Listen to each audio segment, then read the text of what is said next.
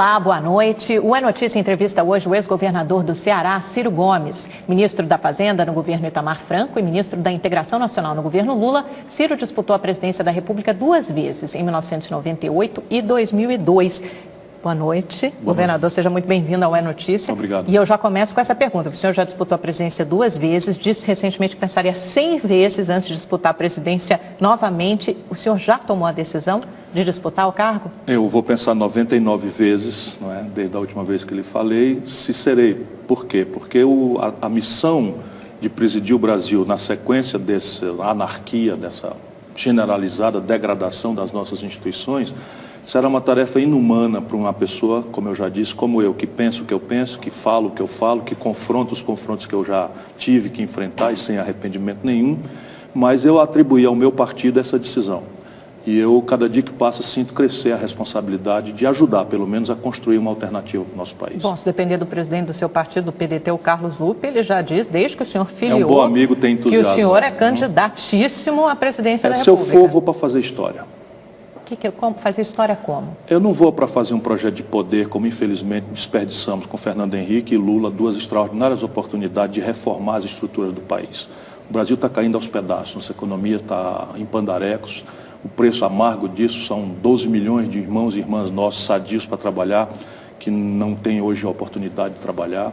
A violência hoje espeta o espinho do medo no coração da família brasileira, por onde se anda, já não são mais nas grandes cidades, as pequenas, médias cidades, não há mais ninguém protegido dessa violência, dessa barbárie que está acontecendo. E em Brasília, uma confrontação absolutamente estúpida, odienta e politiqueira, que não considera estrategicamente os nossos problemas.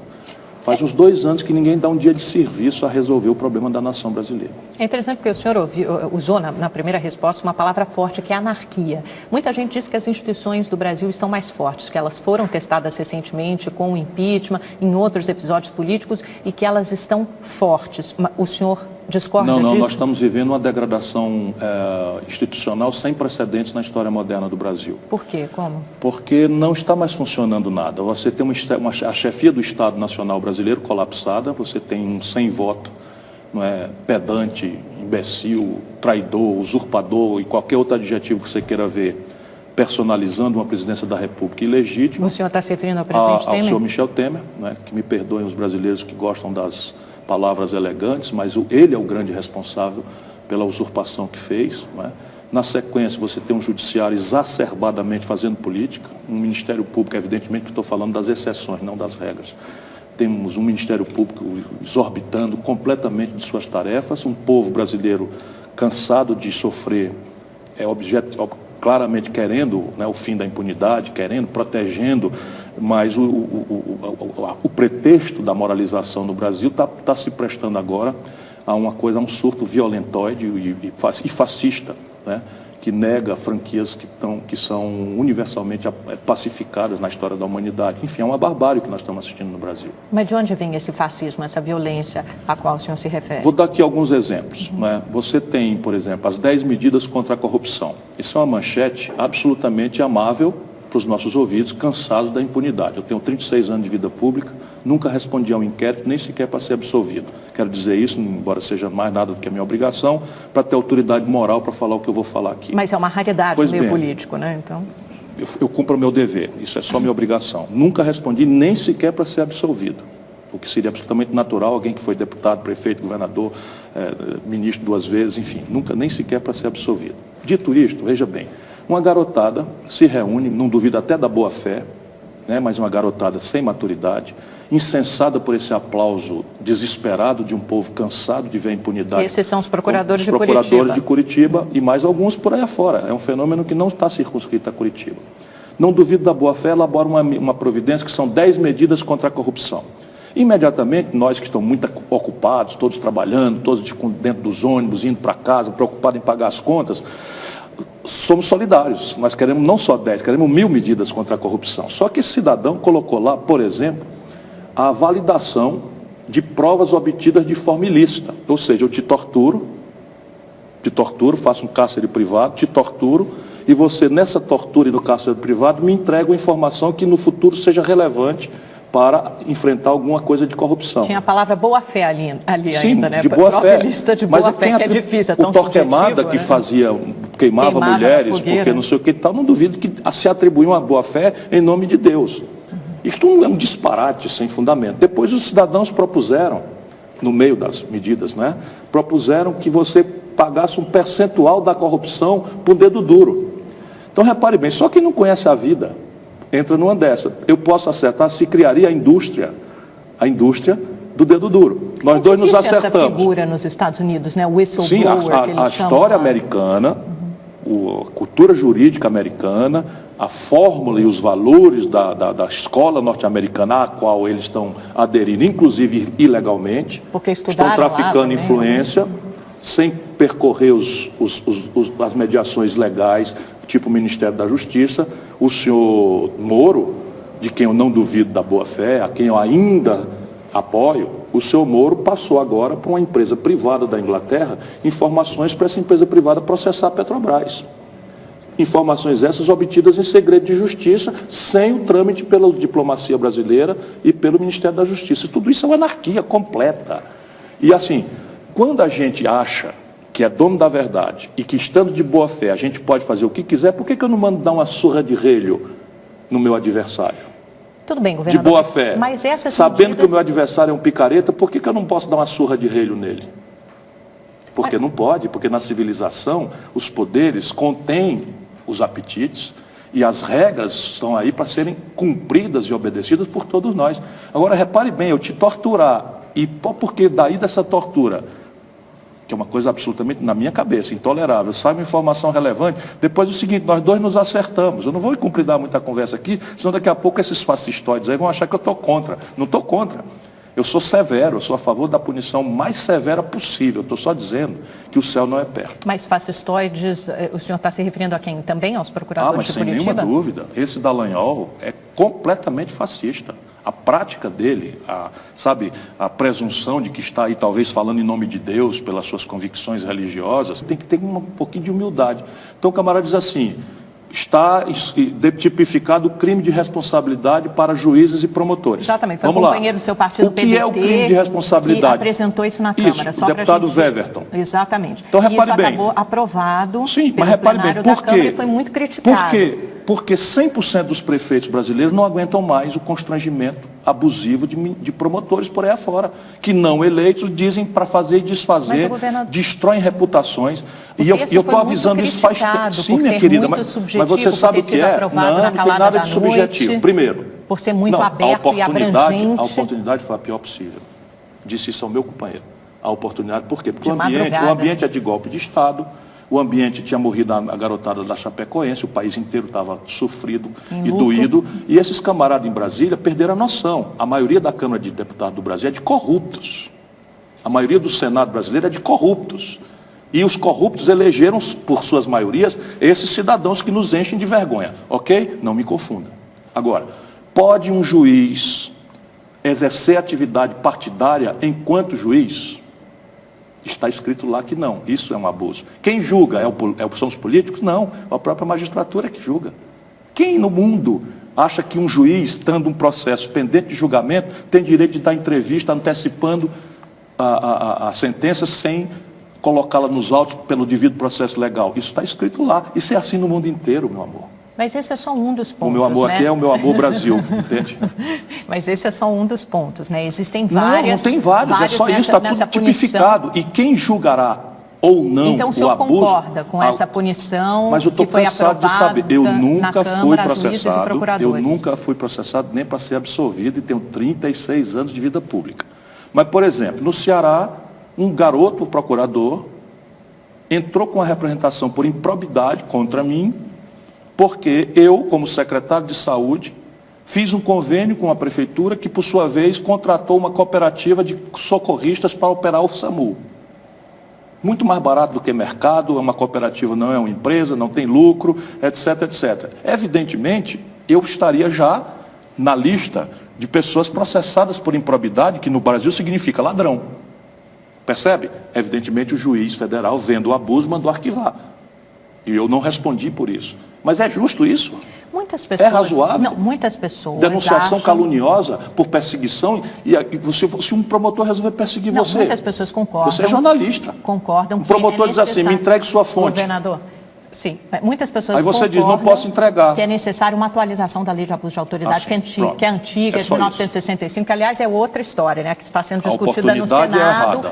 A oportunidade é errada, mas muitos discutem justamente isso, que a oportunidade seria errada. O senhor acha que é o momento de aprovar, como a Câmara aprovou a punição a juízes e procuradores? Não, acho que como o Brasil está sob um golpe de Estado, nenhuma mudança estrutural deveria ser feita. Acho que nós devíamos entrar aí numa transição, confinar nossas energias todas no mínimo consenso para proteger o nosso povo do derretimento da economia e não mexer em nenhuma institucionalidade do país. Por quê? Porque o governo que está aí é ilegítimo. O Michel Temer se aposenta com 55 anos e quer agora que um cidadão que tenha garoto 18 anos hoje tenha que trabalhar 59 anos e chegar aos 67 anos de idade para poder ter aposentadoria em tempo integral. O senhor é contra a reforma da Previdência? Não sou contra. Eu acho que nós temos um problema para resolver. Eu não reconheço a legitimidade nesse governo. Eu não reconheço um processo de cima para baixo que desconsidera, por exemplo, que o trabalhador rural do semiárido nordestino não vive 65 anos. Então, eu sou um engravatado, trabalho no escritório com ar-condicionado, minha expectativa de vida vai para 80 anos. E o meu compatriota, que é servente de pedreiro, no calor de Manaus e tal, vai ter a mesma franquia minha? O que o senhor está dizendo é que deveria haver regras diferentes. Não, essas coisas têm que ser ajuizadas junto com o povo. Você tem a democracia, é para os partidos se organizarem, os líderes se organizarem, falarem dos problemas e proporem soluções ao seu modo de ver, por este ou por aquele outro caminho, e o povo elege aquele que vai fazer e aqueles que vão fazer, e você então encaminha um debate, uma discussão, ouve os lados, compreende o país. O senhor está dizendo então que a reforma da Previdência só seria legítima em novas eleições a partir de 2018? Toda e qualquer. Reforma do Judiciário. Reforma do Judiciário. Vamos lá, vamos supor, só para você ter ideia de o que eu estou querendo dizer, que imediatamente as globos da vida entenderiam o que eu quero dizer com mais simplicidade. Vamos supor que o temerário aí resolvesse fazer uma reforma da legislação da mídia e propusesse, por exemplo, a propriedade cruzada de meios de mídia, que é igualzinho nos Estados Unidos. Não é proibido ter propriedade cruzada de meios de mídia. O que é que se diria dele? Golpista, está querendo constranger a mídia, está querendo usurpar a mídia, etc. É isso. Então, o debate sobre a reforma da Previdência é legítimo, só não é legítimo o momento em que ele está acontecendo. Sim, nós temos um problema. O problema é que a demografia brasileira está mudando rapidamente. Nós estamos envelhecendo e temos uma legislação previdenciária que, ao ver isso, foi fazendo remendinhos e puxadinhos para cá e para lá. Exatamente. Então, o senhor concorda que é necessário uma reforma mais ampla? Esse é um problema que precisa ser posto em debate e temos que fazer uma reforma profunda. Agora, não é razoável um governo ilegítimo propor a subtração de franquias para as frações mais pobres da sociedade e preservar os privilégios dos grandes. Mas me diga uma coisa, governador, o senhor é a favor, por exemplo, do estabelecimento de uma idade mínima de 65 anos? Porém, variável conforme atividades profissionais e variável também por um componente regional que é da vida brasileira. Ou seja, quem mora no Norte, no Nordeste, que tem uma expectativa de vida menor... Não nem no Nordeste, Fortaleza é uma cidade do mundo, não tem problema. Mas o trabalhador rural do semiárido nordestino não alcança 65 anos. Que tem uma expectativa de vida menor, então deveria haver... o cidadão que é carvoeiro no interior do Pará, sabe, não chega a 52, 55, nós vamos fazer esse camarada não ter direito a uma aposentadoria? Isso não está direito, isso é completamente inumano, sabe? É perverso, chega a ser perverso. E feito por quem? O senhor Michel Temer se aposentou com 55 anos. Vamos ter clareza, Brasil. Essa gente que está no poder, eu, por exemplo, implementei direitos imoralíssimos, a aposentadoria de ex-governador, aposentadoria de ex-prefeito, aposentadoria de ex-deputado, eu nunca aceitei receber. Aí eu tenho moral para vir aqui lhe dizer sobre essa questão. Nunca aceitei receber, porque considero imoral, como esse senhor Michel Temer, o senhor Padilha, tudo aposentado com 45, 50, 50 e poucos anos. Tem muitos ministros que já receberam, tudo canalha, tudo canalha, usurpador do poder nacional brasileiro. Agora, governadora, a formação de uma frente ampla de esquerda, tal como aconteceu no Uruguai, já foi cogitada pelo ex-presidente Lula, pelo ex-governador Tarso Genro, por gente do seu partido, pelo Carlos Lupe, do PDT. Tem chance de prosperar? Por quê? Nem é o que o Brasil precisa. O Brasil precisa, nesse momento... Não precisa de uma união dos partidos de esquerda? De esquerda, não. O Brasil precisa de um grande entendimento entre quem produz e quem trabalha. Mas aí o que seria adjetivamente uma grande aliança de centro-esquerda. Evidentemente que isso tem que ter conteúdo, porque esses adjetivos estão extremamente desmoralizados no Brasil, por causa do PT. O Lula é quem botou Michel Temer na linha de sucessão. O Lula é que nomeou essa gente toda para a Petrobras. O Lula é que impôs a Dilma sem nenhuma experiência para ser candidata. Então, você está falando que a aliança de um partido de esquerda ou de centro-esquerda nós precisamos com primeiro fazer uma grande autocrítica e sair do adjetivo. O que é que o Brasil tem hoje? O que é que está acontecendo? Nós estamos nos desindustrializando. A economia decaiu 10% em 24 meses. E nós estamos com a maior taxa de juros real do mundo. Isso é a bomba que nós temos que desarmar.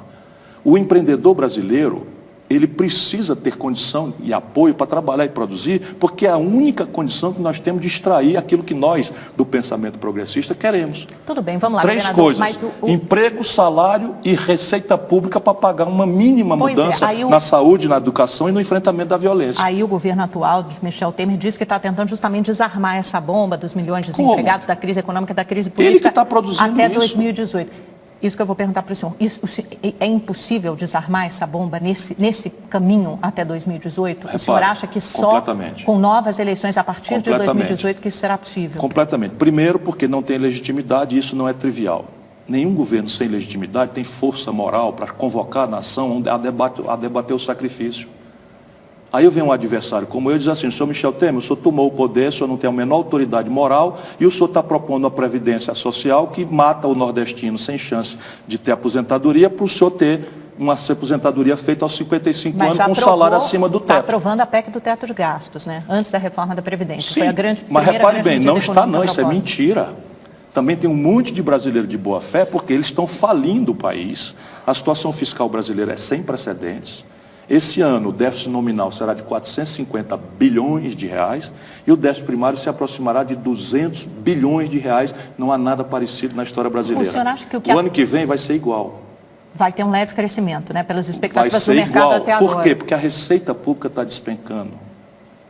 Por quê? Porque nós estamos destruindo o tecido produtivo brasileiro. Por quê? Porque nós estamos, no momento de uma depressão econômica, impondo às empresas um constrangimento nos seus balanços, que é a taxa de juros que está inviabilizando a empresa nacional. Mas, governador, então o que o senhor está dizendo é que os brasileiros estão condenados a viver nessa situação até 2018, até haver novas eleições? Do jeito que as coisas vão, até 2018 está compromissado. Agora, quando o senhor fala que a frente ampla de esquerda não é possível, mas que seria possível uma aliança de centro-esquerda, que partidos o senhor imagina nessa aliança? Repare, os partidos estão adjetivamente classificados mais ou menos de forma posta. De acordo com o espectro político. Então você tem aí, ao centro-esquerda, você tem um pedaço do próprio PMDB, tá certo? Há um pedaço do PSDB, minoritários, mas aqui você tem que ter um corte também de decência.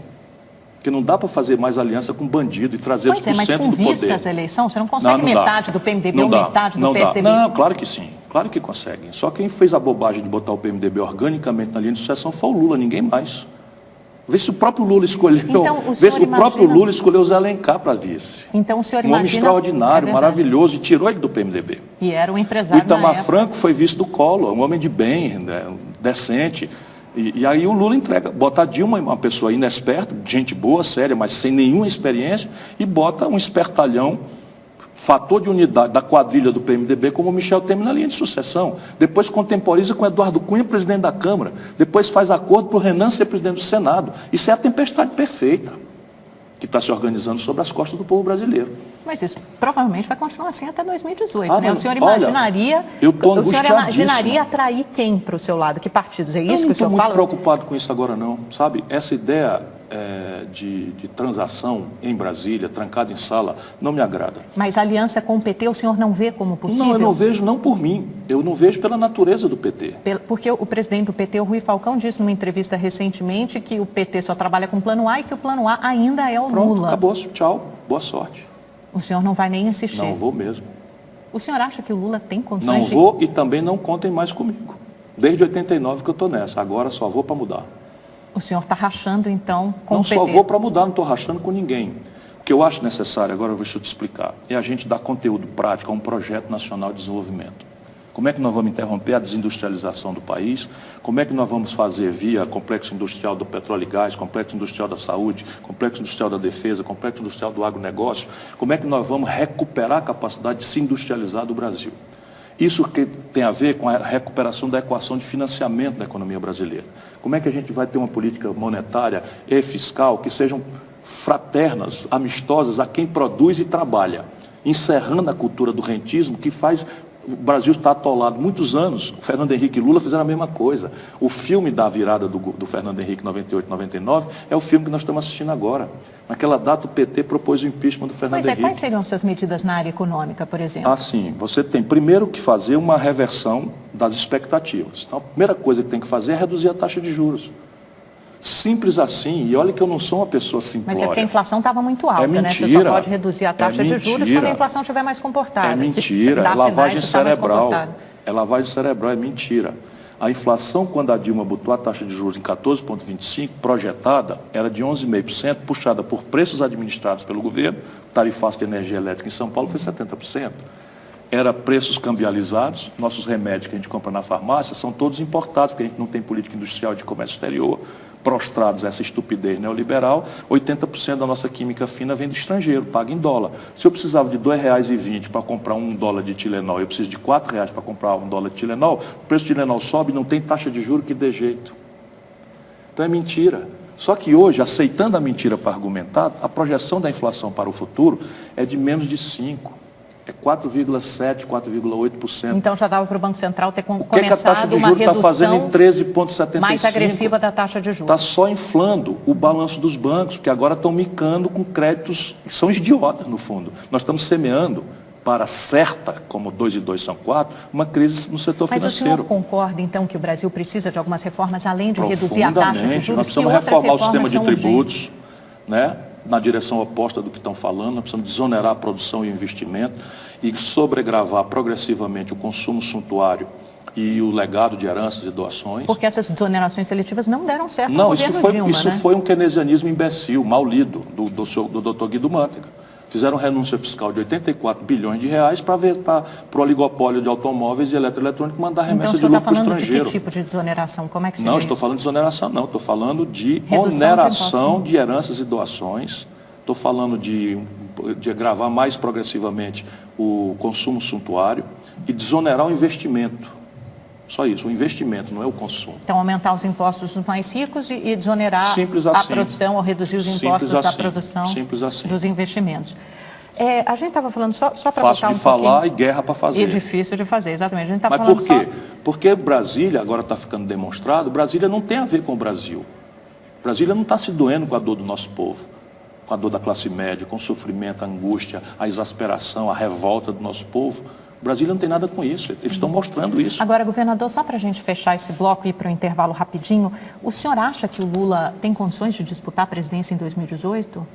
Condição jurídica, acho que sim, porque... Ele terá até lá ou ele já terá sido Acho que sim, porque qualquer advogado, eu sou profissional de direito, talvez eu tenha a minha angústia com a degradação das instituições. Mas aí eu estou te perguntando pela realidade da Lava Jato, não exatamente, pela sua opinião como... Eu olhando como advogado, né, as acusações contra o Lula e as provas contra ele levantadas juridicamente, sim, eu não vejo como o Lula ser condenado. Ou seja, não há evidências para condenar. Quero dizer que acho que o Lula cometeu todas as imoralidades, sabe, a frouxidão moral, o novorrichismo, tudo certo.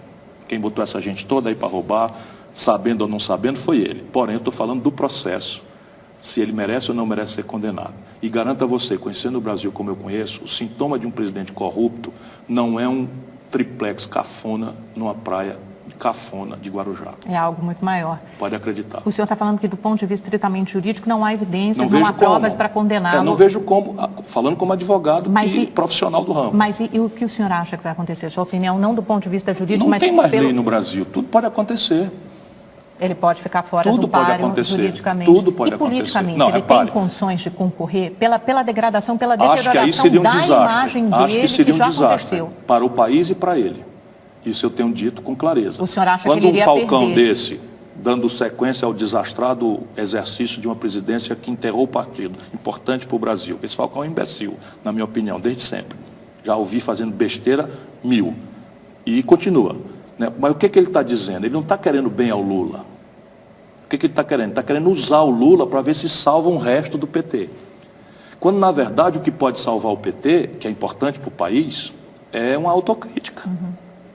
Sabe? É um mínimo de humildade e construir um caminho para uma novidade para o país. Não precisa ser eu, que afinal de contas nem novidade sou mais. Eu estou aí há 36 anos, fui governador, fui ministro 2 vezes, prefeito, deputado estadual, deputado federal, enfim, acadêmico, escrevo, falo. Não precisa ser eu.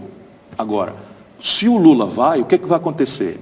A confrontação odienta, violenta, radicalizada que nós estamos vendo hoje no Brasil e que vai se agravar na esteira do desgoverno do senhor Michel Temer, vai se agravar e nós chegaremos em 2018 levando para o processo eleitoral este velho confronto. A melhor hipótese, o Lula ganha e não governa. Mas o senhor acha que ele ganharia? Sabe-se lá, acho que não. A Frente Ampla de Esquerda, então, pelo seu entendimento, está morta, não tem ela chance foi de acontecer. muito importante no Uruguai, que é um país menor do que o Ceará. Exato, mas aqui não vai se reproduzir. E ali havia uma coerência programática que aqui não há. Vamos concordar. A economia política do Lula e da Dilma foi rigorosamente a mesma do Fernando Henrique, contra a minha opinião. O que aconteceu? O Lula e o comecinho da Dilma, eles conseguiram atravessar. Por quê? Porque houve uma sorte internacional, a China crescia loucamente, comprava loucamente nossos minérios de ferro, e aí os preços dos nossos produtos foram lá para cima. Então a gente vendia uma tonelada de minério de ferro por $190, a gente vendia um barril de petróleo por 110, e aí pagou a conta de expandir o salário mínimo, fazer o Bolsa Família, etc. Na hora que o barril de petróleo caiu para 30, na hora que o minério de ferro caiu para 38, o Platts, a tonelada de minério de ferro de boa procedência, como é o da Companhia Siderúrgica Nacional, onde eu trabalhava. Na hora que as commodities perderam 17%, 20% de preços, mesmo a de comida, quebrou-se. A economia afundou. Quebrou. E o que é que nós fizemos? Renúncia fiscal para a indústria automobilística e mentira na eleição. Olha no que deu. E provável candidato à presidência da República. Ele vai passar 99 vezes antes, mas até 2018, daqui a pouquinho o senhor resolve. Esse governo chega até o fim, o governo de Michel Temer? É improvável. Por quê?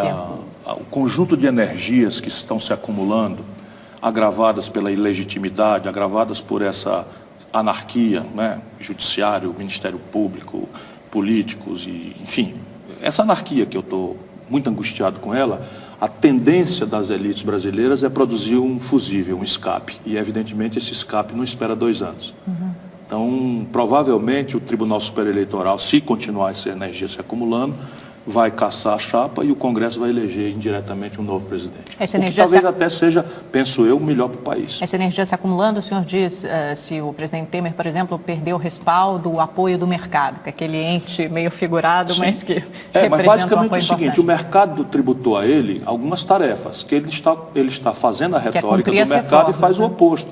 Mas não é cumprir, ele está se desvencilhando. Por exemplo, você acha que os deputados se reuniriam de madrugada para fazer uma anistia ao Caixa 2, se não tivesse se acertado com ele? É a mesma canalha que votou o impeachment aí. O senhor está dizendo, é a crise política que contribui para afundar mais a economia? Sim, mas a crise política quer dizer o quê? A crise política hoje... quer dizer o quê? Você não vai votar a reforma da Previdência. Percebe? Ele faz a proposta, faz assim com casca e tudo, que é o típico cidadão enganador, então pronto, eu fiz. E aí o Congresso começa a criar dificuldades. Aí o Judiciário caça o presidente do Senado. Aí o Senado desobedece ao Supremo. Olha o tamanho da crise que nós estamos tendo. Vamos falar sobre isso. Só antes, no caso do Michel Temer, o senhor disse que seria melhor uma solução talvez seja melhor uma solução via TSE, o que implicaria em eleições diretas a partir do ano que vem. Quer dizer, o ideal seriam eleições diretas, mas não creio que esse Congresso, dominado por corruptos, faça isso. Mas aí o Congresso iria escolher um presidente com mandato tampão. Mas, de qualquer forma, haveria, vamos dizer, a constituição de um entendimento qualquer, e o candidato que falam, os dois candidatos que falam, tem alguma compostura, algum diálogo, alguma respeitabilidade, coisa que o Michel Temer não tem nenhuma. Mas o Congresso Estão falando no Fernando Henrique e no Nelson Jobim. E aí esses dois teriam mais legitimidade para continuar esse período de transição? É o desdobramento do golpe, mas a tragédia, vamos dizer, a tempestade perfeita tem o Michel Temer como seu encarregado. E a população aceitaria isso, legitimaria esse processo? Porque o Congresso, porque o Congresso foi alvo das manifestações, né, recentes. A população brasileira, de verdade, está noutra. Está profundamente angustiada com o desemprego, vai ter o Natal mais amargo dos últimos 20 anos. Mas precisa de alguém que resolva isso, olhando para a política, só vê dali ladroeira e impunidade. Então, isto é que é a energia que eu estou temendo que vire, inclusive, violência. Estamos vivendo uma crise institucional. O senhor referiu dúvida, essa briga entre o Judiciário e o Legislativo, o sem dúvida. afastamento do presidente É a Renan. maior degradação institucional que a minha geração já assistiu. Qual o risco disso? Qual o risco disso? Qual será Anarquia o efeito? e seus desdobramentos, violência na rua. O senhor vê um autoritarismo ou um excesso do Poder Judiciário, um ativismo judiciário? Não digo do judiciário porque seria uma generalização imprudente, mas na medida em que eu assisto com os meus olhos, jovens juízes, jovens normalmente são assim, porque não compreendem o que era ditadura e tal, jovens juízes, largado a sua majestade, jovens promotores, largado a sua majestade, se misturar com coxinha no meio da rua com faixa intervenção militar já, eu quase entro em pânico. Quando o ministro Marco Aurélio afasta monocraticamente, por liminar, um presidente do Senado, o presidente de um poder. Tudo isso é inovação institucional. É legítimo, mas o é mais correto, grave, é perigoso? Veja, é muito perigoso. É muito perigoso. Primeiro o seguinte, o Renan Calheiros não podia ser presidente do Senado. Então vamos ter clareza. O senhor concorda que réus não podem estar na Ele linha não podia sucessória? ser, não podia ser politicamente, porque ele foi defenestrado da presidência, renunciou por corrupção. A maioria resolve, de olhos voltados para as costas do povo, de costas para o povo, insultar a opinião pública, aproveitar o esquecimento e o elege novamente. E aí o Supremo demora 9 anos para ajuizar o primeiro processo. E é este processo que, vindo à mesa 9 anos depois, na hora em que o Renan está propondo uma discussão sobre os abusos de autoridade dos juízes e magistrados, também inoportuno, como já discutimos aqui, fica tudo errado. Percebe? Aí um outro juiz chama o colega da Suprema Corte. Eu sou do velho tempo. Sabe, um ministro da Suprema Corte é uma coisa quase sagrada nas sociedades amadurecidas. Aí pega um Gilmar Mendes, chama o outro de doido e diz que ele merece um impeachment. Como, a propósito, deu uma liminar sustando a posse do Lula, que era um não réu, para um Ministério de Livre Escolha da Presidente da República. Liminar essa que até hoje não foi julgada. Está tudo errado. Qual a sua avaliação da Lava Jato nesse contexto todo? Porque, na verdade, parece que a Lava Jato talvez seja a principal ligação com o público, com a população. Essa, eu acho que ela é pode legitimada pelo ser povo. uma coisa muito importante que entre para a história do Brasil, se ela significar mesmo o que ela parece hoje significar, mas para um homem vivido, experiente como eu, ainda não é. Que é o fim da impunidade para os poderosos do país, do mundo econômico e do mundo político. Por que para o senhor ainda não é? Ainda não é, porque eu já assisti a Operação Satyagraha lá atrás, prendeu Daniel Dantas e botar aí não sei quem. Mas depois ela foi derrubada pela Suprema Tudo anulado. Corte, foi anulada. Tudo anulado. A Operação Castelo de Areia também. Por que foi anulado? Porque as provas foram obtidas de forma arbitrária. Mas é muito diferente, né? A maneira como a Lava Jato, talvez o cuidado, a seriedade. Não. Descuidadamente, réus menos famosos já estão sendo absolvidos em segunda instância. Do jeito que está sendo feito, isso tudo vai ser anulado. Quando o Moro atribui a si próprio, violando a lei, claramente, o direito de divulgar grampos envolvendo a presidente da República, ele plantou uma nulidade, tudo que dali derivar está nulo. Simples assim. Palmas para o Moro e amanhã, como está hoje, o delegado Protógenes está exilado do país, foragido da justiça, o procurador foi expulso da procuradoria da Satyagraha. Então eu espero que a Lava Jato compreenda a importância estratégica para a história do Brasil, mas se coloque como um sintoma do amadurecimento da nossa democracia e não como uma ferramenta de déspotas esclarecidos, marginais à lei, que se atribuem a faculdade de fazer o que fizer bem entender, desde que considerem-se fazendo justiça ao modo como a veem. O senhor acha que na realidade do Brasil hoje há espaço para o surgimento de um aventureiro na eleição de 2018? Sempre há. Sempre há. A democracia mais celebrada do mundo, a democracia norte-americana, elegeu, não digo um aventureiro, mas elegeu um absoluto outsider, mas aquilo não quer dizer o que parece espetaculosamente, não.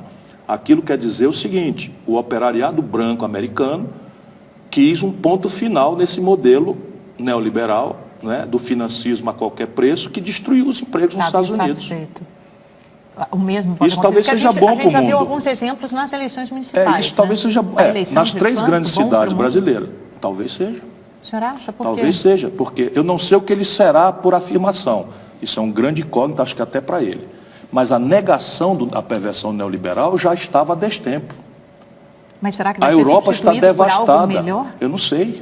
Depende do que o mundo interagir com ele. Um país como o nosso, por exemplo, tem um papel para cumprir. E como ele interagir. A confrontação do Trump direto com o México abre para o Brasil oportunidades de ouro. Se a gente não tiver vassalagem intelectual, como é também da característica do Temer, que a propósito é informante dos órgãos de inteligência americanos, o povo brasileiro pensa que eu exagero. O problema é que eu conheço esse cara há 20 anos. É inacreditável que um homem desse chegue sem voto à presidência da República.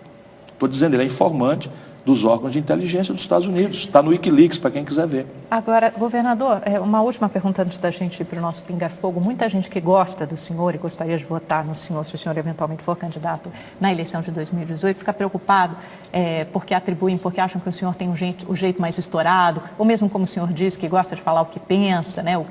Uma pessoa que fala o que o senhor fala e pensa o que o senhor pensa. Como é que o senhor se comportaria na presidência da República? É um lugar onde são necessários acordos, concessões, acordo com o Congresso? A gente tem que olhar para o homem, especialmente na política, não pelo que ele fala. Porque eu podia te dizer assim, ó, eu sou o Cirinho Paz e Amor. O Lula não fez essa mudança? Mas ele foi Paz e Amor. Contratou o marqueteiro e tal, e assim, convenceu-se da propaganda e virou mesmo. Agora, eu fui governador do 8º estado brasileiro. Eu fui ministro da Fazenda, eu administrei a economia do Brasil. Eu fui prefeito da 5ª maior cidade brasileira. É bom que as pessoas olhem aí se eu perdi a calma, se eu exorbitei do meu poder. Agora, não é possível um homem que conhece as coisas como eu, que está vendo o seu país ser destruído, não há expressão menor, sabe, viver com sangue de barata para financiar uma tese de uma elegância que me prepare para ser presidente do Brasil. Não, se quiser um presidente elegante, vota aí no Eduardo Cunha, nunca perdeu a calma, cara, o seu ladrão. E ele olhava para o outro lado e não perdia a calma. Essa hipocrisia também é um dado que precisa ser removido da vida brasileira. É preciso que a gente restabeleça com franqueza, sabe, uma cumplicidade com o povo para que ele entenda o que está acontecendo de real no nosso país. Nós estamos nos desindustrializando. São 12 milhões de desempregados, vão ser 15 milhões no ano que vem. As contas públicas brasileiras, a pretexto, né, de uma retórica, estão se deteriorando como eu nunca vi. O governo mais responsável e irresponsável fiscalmente da história era o Fernando Henrique. Michel Temer está usurpando dele essa posição rapidamente. E você tem, assim, falências, recuperação judicial, crédito de recuperação duvidosa, provisionamento, já são os maiores. Até os bancos estão caindo entre 20% e 25% a sua lucratividade média. Não é brinquedo o que está acontecendo com o país, não é brinquedo. E aí eu faço o quê? Olha, vamos, né? Falo-ia se pudesse fazer. Eu sei fazer mesóclise. Então, depois desse discurso, o senhor pode acabar com uma mesóclise, mas eu acho que o senhor será candidato. Provavelmente. Seluei? Seluei. Então tá certo. Provavelmente seluei. Governador, vamos lá para o nosso pinga-fogo. Lava Jato. Eu tenho muita esperança que possa ser uma mudança histórica para o país, mas eles estão cometendo tantos erros que podem estar condenando para um futuro muito próximo ela a toda nulidade. Sérgio Moro. Acho que é um juiz muito sério, muito bem intencionado, porém está sendo tão aplaudido, e o aplauso e a juventude, eu sei disso, fui o mais jovem governador da história do Brasil, o aplauso exagerado para um jovem às vezes deforma, e acho que ele está experimentando isso. Renan Calheiros. Fundo do poço. Fundo do poço. Marco Aurélio Mello. É um grande magistrado. Grande magistrado. Supremo Tribunal Federal. Acho que precisa fazer umas reuniões secretas, sabe? Desligar a TV Justiça, olhar para a tradição boa e má, e deixa eu falar um pouquinho mais sobre isso. A má tradição é que o Judiciário sempre se omitiu em momentos de transe institucional. O impeachment da Dilma foi feito com flagrante ilegalidade e o Supremo fechou os olhos. Isso cumpriu uma tradição ruim, mas há uma tradição de altivez, sabe, de severidade, de sobriedade, de economia em palavras, que precisa ser urgentemente restaurado a bem da estabilidade institucional do Brasil e de um resto de chance democrática para nós. Congresso Nacional? Hoje dominado por é o santuário da democracia, mas Montesquieu deve estar revirando no túmulo, hoje dominado por uma maioria de ladrões, marginais. Michel Temer? Esse é o pior aventureiro, traidor da história brasileira. Dilma? Um inocente. Lula? Foi brincar de Deus, vou repetir, queimou-se. Muito obrigada, governador, pela sua entrevista. Acho que vamos nos ver mais até 2018. Muito obrigada a você também pela sua companhia. Até essa hora, uma excelente semana, uma ótima noite. Até a próxima segunda. Tchau, tchau.